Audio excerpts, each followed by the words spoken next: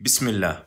Isn't it amazing how sometimes a word that was almost not going to be said could be the difference in changing the course of history? For instance, Al-Hubab ibn al-Mundhir, radiallahu anhu, the companion who came to the Prophet sallallahu alaihi wasallam right before the Battle of Badr.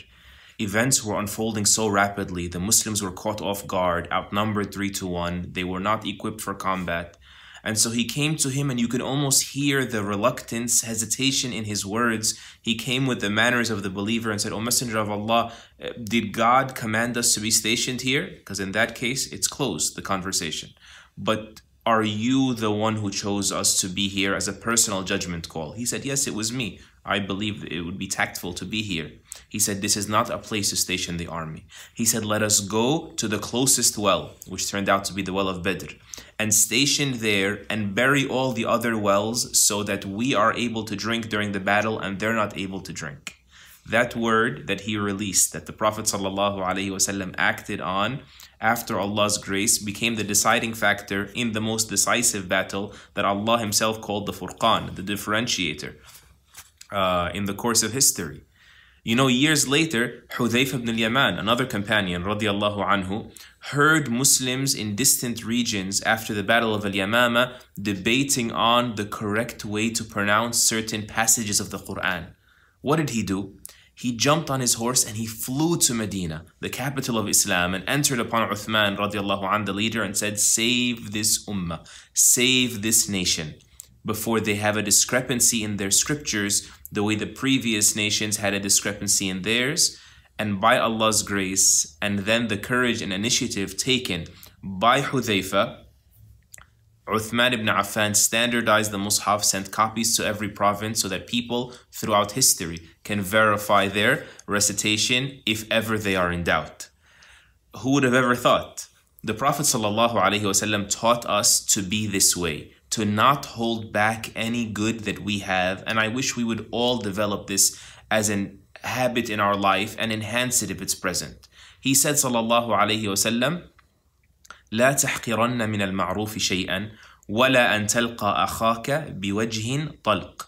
Do not belittle any act of good that you do, even if it is to meet your brother with a cheerful face. You don't know. That could boost their self-esteem, pull them out of a rut, inspire them, encourage them. It can do so much.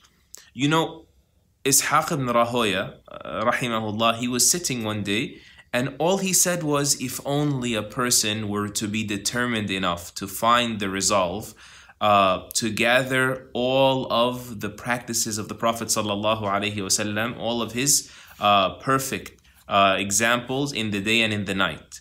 Someone was sitting in that gathering and heard that statement that was said in passing. That person was Imam al-Bukhari rahimahullah, who put together as a result of that passing statement the book that changed the course of history, if you will, the most authoritative record of the ahadith, the traditions of our Prophet sallallahu alaihi wasallam.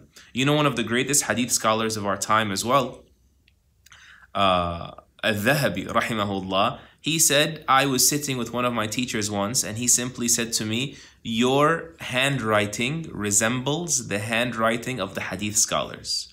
He said, and so Allah cast into my heart with that statement the love of hadith. And then he became one of the greatest authorities, masters of the science and the discipline of hadith.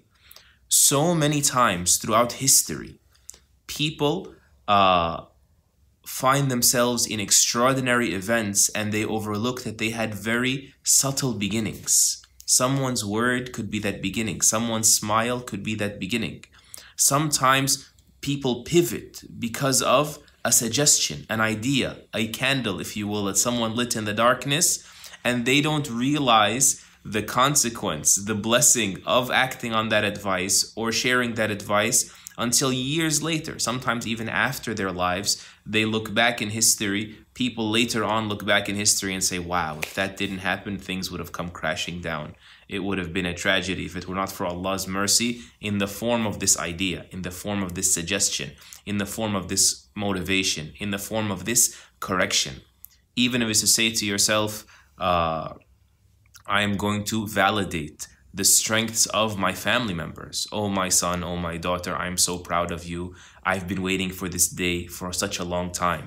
We don't know what we could inspire if we get into the habit of just reinforcing the positive and correcting the negative wisely, craftily, but being excited about that, so that every person will take their station in the reconstruction of this ummah and the reformation of this world for the better. Jazakallah khairan. Assalamu alaikum wa rahmatullah.